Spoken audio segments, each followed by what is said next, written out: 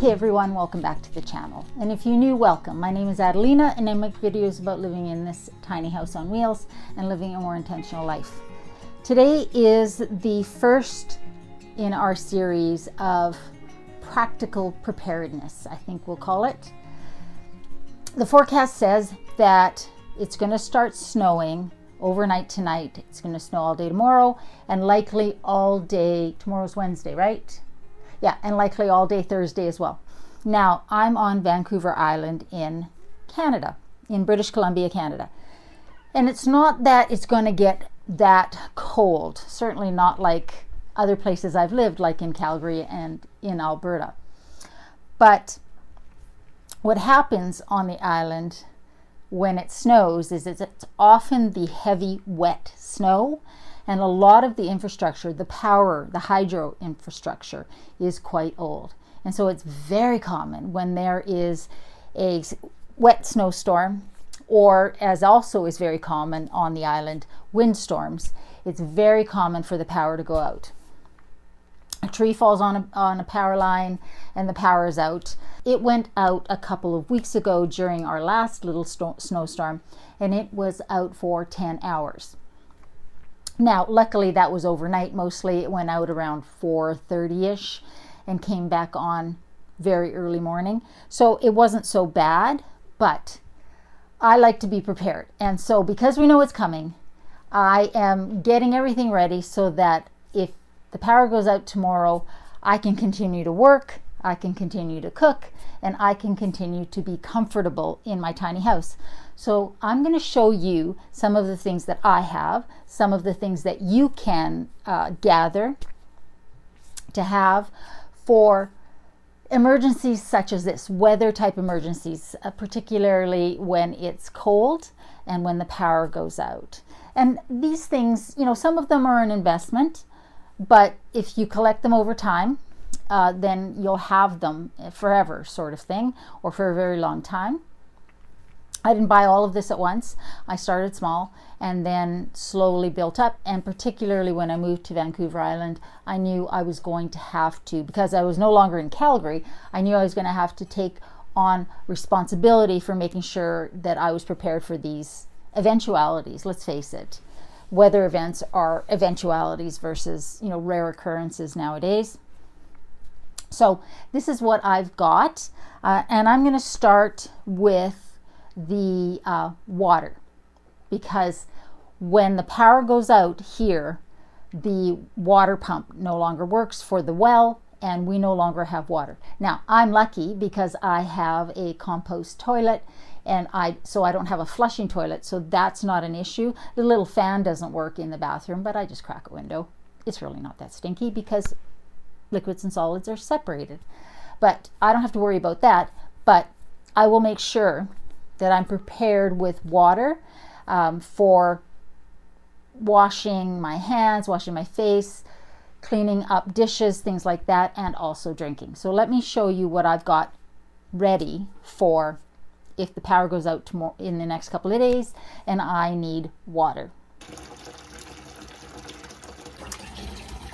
The first thing I do is fill up this, I think it's a 20-liter bucket with water from the tap in the tub, and I leave it sit in the tub. So that's there for extra water. I can filter it if I need to drink it with it. I can use it for washing dishes, things like that. The bucket's clean, the water's clean from the well, but I'm just gonna let that fill, and then I'm gonna set it at the back of the tub and leave it there. And if I don't need it, I don't need it. But having this extra water is just peace of mind. Again, it's in the bathroom, so I can use it for washing my face. Of course, I'm going to make sure I shower first thing tomorrow morning. Actually, I may shower before I go to bed tonight just to make sure I'm clean, because we obviously can't shower. But having that in there is peace of mind. I just leave it there and move on to the next thing. Next, I want to take care of water in the kitchen and drinking water. So I have my zero water filter full. There's a fresh filter in there, but I make sure that that's full. I usually fill up the kettle as well, just so I have it. This is a 20-liter jug, so I will fill this up mostly full. there's a little tap on here that you can switch around. And if I need to, if it's going to be more than a little while and I need to have running water at the sink for dishes or something, I can just lean it over the edge and I've got that water. And if this gets used up, I can just use some of this water or some of this water or some of that bucket water through the filter and have clean drinking water. So when the power goes out, obviously my furnace is not going to work, even though it's propane, because the igniter is not going to work. And the stove, the igniter on the stove isn't going to work either. This is a propane stove. The gas will still run, and I can light this manually, cook my food, boil my water, do whatever I need, and then make sure that it's turned off. I will always crack a window, obviously, when I do that, because I can't run my hood fan when I'm doing that. But the nice thing about having a propane stove is that it still allows you to do that. If I did not have that, if I had an electric stove, and many of you will have electric stoves, then I would bring in my butane stove from the van and I would use that to cook. I'll probably set it up here, crack this window just for when I needed to heat something up. Yeah, I just wanted to show you how I cook when the power's out or heat things up when the power's out. All right, let's talk about heating. Now, I'm going to start with the least expensive and work up to the more expensive. The first thing you're going to want to have is a hot water bottle. I used an old pair of sweatpants with the elastic around the ankle, and I cut them to make a cover for my hot water bottle. But just a regular drugstore hot water bottle. You can find them anywhere. This is going to keep you toasty at night in your bed for so long, you'll be shocked at how long. And what I do, because I use this in the van all the time or when I'm camping, I just sort of curl up around it and go to sleep. The first thing I do, though, is put it on at the foot of my bed to warm up the foot so that my toes are nice and warm. I lay it on my pillow for a minute or two to make sure my pillow's warm, and then I wrap myself around it. Having a hot water bottle for each person of your family can make night times or any time, sitting on the couch anytime, so much more comfortable when the heat is out for so cheap. Get a half decent one, but a hot water bottle, a good hot water bottle will last you forever, and it is invaluable for a heat source to keep you warm when the power goes out. So hot water bottle, that's number one. Number two would be a little space heater. Now, I have some battery banks and I'm going to show you these, but a really low wattage space heater. This one takes, I think it's 117 watts on the low setting and like 212, but it's very low. I'll link everything down below if I can find a link for it. But the nice thing is, even on the low setting, this gives a nice little bit of heat. You can put it at your feet if you're working at your desk. If you've all gathered in a small room because the power's out and you can't obviously heat your whole house, a little space heater like this with a fairly powerful battery bank can go a long way to warming up a space, especially before you crawl into bed. So a little space heater that's very low wattage is awesome. I actually have two of these. One I usually keep in the van and the other one I keep by my desk because sometimes I don't want to have the heat on in the whole house, but I just want my toes to be a little warmer. So a little space heater, that's a good idea. Then you can look for, and I actually have one, and can I find it? No. So much for being prepared. But I have a little car blanket. It's an electric blanket. It fits into, I think it's the 12 volt. It fits into that in the car, in the van. So that's why I bought it. But it also fits into the 12 volt socket in my battery banks, and it's such a low wattage that it will run for like 10-12 hours with the small electric, basically a little throw blanket. It's not as powerful as one of those nice ones that you get for your bed that you can plug into your household socket when you have power. But when you don't have power and you just need a little something, or you want to make sure your kids are bundled up, having something like that is awesome. I bought mine at Canadian Tire here in Canada. I'm sure you can find them in any automotive section of a bigger store like Walmart or something like that. It was not expensive. I think that one was $35, $38. A good investment to have. And then you can look at something like this heated pad.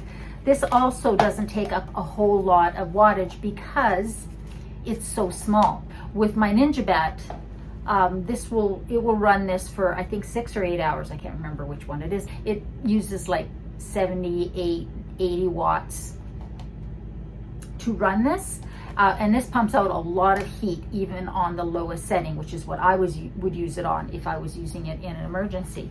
So again, really nice to have one of these. I bought this one at I think Winners a while back. You can find these at pretty much anywhere, Walmart, drugstores, things like that. And they're not expensive to get a little heating pad. And this can be really an important thing if it's really cold in the house and you want to make sure that your pets are warm or your kids are warm.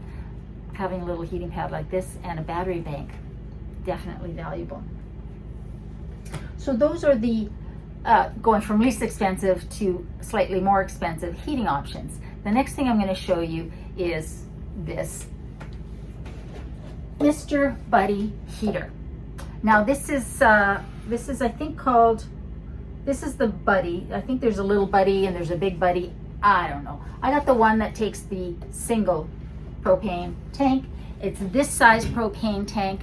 I keep several of these because I have a Coleman stove that I use sometimes if I'm camping or out with the van. Usually I use the butane stove. But the thing about butane is if it gets too cold, the butane will not flow and it won't work for your stove. So I always have some of these on hand. You can also use these with a hose and a fuel filter with your bigger propane tanks. But for us in tiny houses that don't have a lot of room, just a little tank, have a couple of these tucked away in your shed. That's where I keep mine.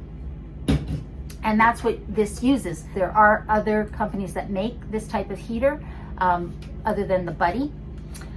The important thing to note about this Buddy style heater is that it is rated for indoor use. And that's really important because a lot of heaters, propane heaters, are not meant to be used inside. They're meant to be used outside on work sites or in, barns or something like that. So if you're going to get one to have in your house, you need to make sure it's one that's rated to be inside a house. There are some safety precautions, and I will go over them in a second here when I show you how it works. But a Buddy heater is peace of mind for me, that if the power goes out in the winter for an extended period of time and I need to heat the house, heat the space, I can do that with this. And I got a really cool little addition, and it was this little stove fan. Whoopsie. It's meant to go on your wood stove, of which I don't have, but I saw Sean in Alaska. I love his channel, and he seems like such a nice guy, and he seems like he's having way too much fun building his house out in Alaska. But anyways, and he had one of these that he had ordered that came with this bracket that is meant to mount onto a Buddy heater. So this is specifically meant, this bracket, to mount one of these onto the Buddy heater. And then what it does is instead of all that warm air just going up and not heating the space around it, this blows the heat with no electronics, blows the heat that's generated here out into your space. So again, not expensive, but such a cool little addition. And I'm going to show you how that works here right now. So this little fan here is something you can buy. It comes with this little bracket. What it does is keep all of the air, like with a regular heater, all of the air is just going to go up. And with the fan, what you can get is it blowing the warm air out in front of the heater. Now you want to make sure you leave lots of space around this thing. That's why I've got it set up on my stovetop.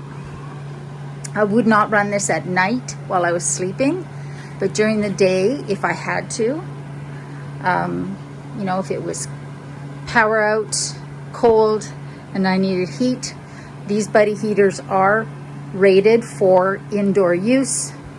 But you got to keep in mind that there are some safety features or some safety considerations. For example, all of these types of heaters use oxygen in the air for combustion, which means that you have to have a fresh air source coming into your space. So right now, I've got the fan on, but if I didn't have the fan on, I would have this window here cracked just a little bit, just enough to make sure that there was fresh air, a fresh air source coming into the house. And with this fan, like, you can just feel how the heat is being pushed out. And it wasn't expensive. I bought it on Amazon. You can find it at stores that sell off-grid supplies and homesteading supplies, things like that. But I'm just going to turn it off. And I know it's off because the little pilot light is off in there. And you should never store it with the bottle in it, or at least I would never store it with the bottle in it. I will unscrew the bottle, put the cap back on it, and just set this aside just in case the power goes out and it's cold. We're going to spend the rest of our time down here, I think. So the next thing we're going to talk about is power. Now, when I first started with battery banks, I just bought this little Jackery. It's a 160, and it's a tiny little thing. And I bought this to have in the van. And I keep this by my bed in the van, and I plug my phone into it, my computer to recharge into it, that sort of thing. And this is a really handy, small, fairly inexpensive little battery bank. Now, it's not going to run like a little space heater or heating pad very long, but it will charge up your devices and make sure that you have those available. So I've got that. The next thing I bought was this Ninja Bat. It's really not a brand that, you know, I'm really that familiar with, but it's a 650. Is it 650? I'm pretty sure it's a 650. I'm just charging it now, and I will say that I made sure that before every snowstorm, I make sure that all of these are charged. So this is at 100%, this one's at 100%, and this one is at 99%. So it's just finishing up charging because I want to make sure if the power goes out that these are fully charged. So again, this is a 600 watts. So it's going to run things a little bit longer. Like I say, it will run that my car electric blankie for like 10 hours. This heating pad here for I think 6 or 8 hours. I cannot remember my memory. And it will charge up your laptop. You can run a lot of things on something like this. And so this I bought again for the van, because when I was buying these things, I was in Calgary and power outages weren't a big thing. So I wanted to make sure that I had something that with a little bit more power. So if I was camping for multiple days, when the power goes out, I bring this over to by my desk so that I can power my laptop, make sure my laptop's charged, all of those things. And then I will set up this and plug the modem, the internet modem, to this so that I can be sure that I have internet so I can continue to work. So my laptop's working, my internet is working, and as long as there's internet service, cell service, then I can continue to work during a power outage. So I make sure that these are all charged. This is the newest addition to my battery bank repertoire. And this one was expensive. I bought this on Amazon Prime Day. What I did was I did a bunch of research to more powerful battery banks. The ones that were maybe not Blue Eddy and, you know, the really high priced ones, but were also really well rated. And I chose 3 and I put them in my cart and I just let them sit there because Prime Days was coming and I wanted to see which one would have the best deal. only 2 of them actually had deals, and this one was the best deal. I think it was like $300, $400 off. So this is the Vitamin 1500, which means it's got 1500 watts of power. It's also got a LifePo, excuse me, it's also got a LifePo battery. Go to City Prepping. He does a great comparison of different battery banks, and he's one that I watched. But they're much better, much safer. They have a longer life, more recharge cycles. And so I figured if I was going to invest in one of these, I wanted the best battery. The only negative is that it makes it heavier. So this Sombiche is heavy. However, it's solid. I can run my little mini rice cooker. I can run a kettle if I wanted to. I can, run my printer if I need to for work. And so if you're going to have power out for multiple days, you want something like this or more. It will run my little camping cooler for a while, which is one of the reasons I bought it, right? I wanted it to run my little cooler so that if the power does go out for a long period of time, I can put the things that I need to in my cooler, and as long as I don't touch the freezer, that stuff will stay frozen in there for a long time. It's got a lot of capability, and this was an investment. So this is the most expensive piece of all of the things that I've gotten, other than my gas power generator, which I haven't got set up yet, but I'm not going to need this time. So those are the power things. In the summertime, I actually do have a couple of sets of solar panels. That's what you call them. I have a couple of them that I can use to charge up these in the summertime if I need to, or when I'm camping. In my closet of my bedroom, I keep this bag, and this is it's not a bug out bag per se, it's just my emergency bag. And this bag was given to me by my friend Sue. Thank you, Sue. It says be kind, which is awesome, and my favorite expression in the world where you can be anything, be kind. So anyways, I keep this in there because it's nice and sturdy and it fits everything. In there, I usually keep this little jackery because it fits in there. It's nice and small. I also keep the bags with the charging cables for my 3 battery banks, power banks. So I always know where to find those, because there's nothing more frustrating than not being able to find your cords. Ask me how I know. I also keep charging cords for various other things, various other types, just in case I need them. But there's some other things in here, and I think it's important to have everything together so that you can find everything easily. So I keep this little plastic silicone zip bag with my lights. It's got some of these little puck lights. I use these, they're magnetic on the back, so I'll stick one to the fridge or to the hood fan of the stove, and they're really handy. I use these in the van as well. But I also keep these lights in there, and these are the ones that I will use by my desk or in the kitchen here. Sometimes I'll put one in the bathroom. And these are really nice because they give a nice light, and they make you feel normal when the power's out. They use like 2 or 3 watts each, so you can run these forever on one of these little battery banks. These are really awesome. I highly recommend these, and I did buy these from Amazon because I just couldn't find them anywhere else. So I keep this nice and organized, so I know where to find everything. That's in there as well. I will also keep some of these little lanterns. When I know a storm's coming, I'll go into the van and grab the stuff out of the van, but not everything. So I'll keep 1 or 2 of these in here.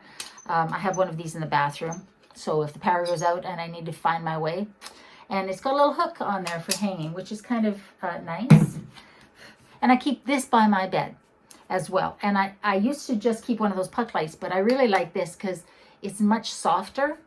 So I can use this at bedtime. And it is battery operated. It takes 3 AA batteries. I found this in the camping section at Canadian Tire. And this is one of my favorite things. If I found another one, I would buy one. That's how much I like it to use in the van and to have around home, because it's just such a nice light, nice soft light, nothing harsh. So Also in this bag, and again, I'm not expecting the end of the world to happen in the next 2 days, but having something like this, having these preps ready if you need them is key. You're not now searching for this sort of stuff, right? You're not now searching for a lighter, right? I buy these at the dollar store, and I keep multiples here because you need a lighter and you don't want to be searching for one. I also keep these little packs of votive I also keep these packs of votive candles in here.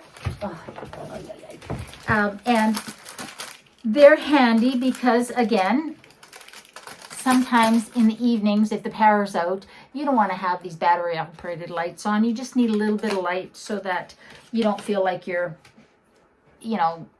sitting in the dark, literally. And I always have little votive holders on my little coffee table here anyways. And you can use these for so many things. But so I keep this in that bag as well. I always have some votives in there. Again, I buy these at the dollar store. They're not expensive. The same with the little lighters. I also get those at the dollar store. And I highly recommend that you have some in the house for emergencies, because when there's an emergency is not the time you want to be looking for a lighter. You can also do a box of matches if you want. I just find that these are easier. So I keep those in this bag as well. I keep this little portable battery bank.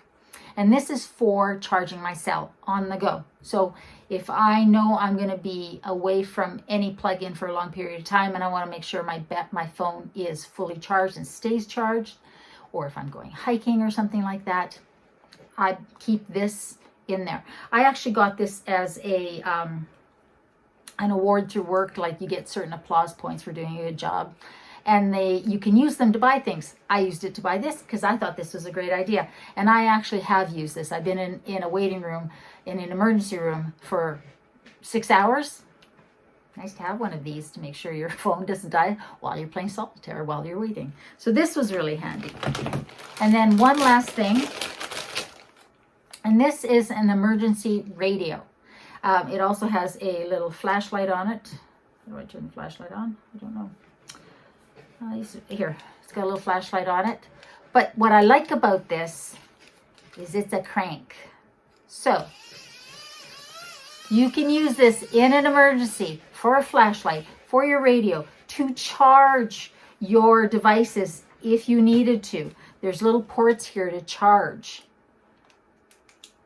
So something like this should come with you camping, should come with you hiking, and should be in your emergency bag, whether it's in the house or not. And this even came with a little plug-in charging cable. So that is what is in my emergency bag. You can use a duffel, you can use a crate, a laundry basket, a fabric bag, whatever. But I really recommend that you have this stuff ahead of time. Just over time, when you're in the store, you see a sale on something, pick it up because you'll use it. And if you don't use it, great. That means you didn't need it, which is awesome. One more thing about lighting. I've got here a lantern, and this is a oil lantern. It's not an old-fashioned one or a vintage one. It's a new one. I bought this because, first of all, I thought it was really pretty, and I like the coziness of having this on. Now, these will run on kerosene or lamp oil. Do your research or read up on it. Kerosene will burn brighter, but it's stinky and probably not something you want in your house. But you can buy lamp oil in these little, I think this is 710 milliliter bottles at Canadian Tire. You can also buy the big jugs. They look like vinegar jugs for larger amounts. And this doesn't take a whole lot. But the nice thing about this is that not only will it give off light, it will also give off a little bit of warmth. And so it kind of serves double duty. Again, not something I would keep on overnight, But while I was reading, making dinner, you can hang these. So you can use these camping, you can use these indoors. It's just one of these nice little things to have. If I was using this, I'd crack a window just a little bit, just in case. So we have looked at some devices that use flame. We've looked at the Buddy heater. We've looked at this lantern.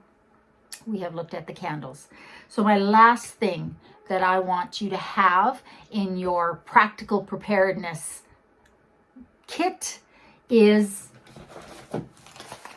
some fire extinguishers and fire retardants. I did a whole video on these sorts of things, and I want you to, I will link it down below because it's really important. But if you're going to use anything like that, you're going to want to have this handy. I'm a huge fan of these fire blankets.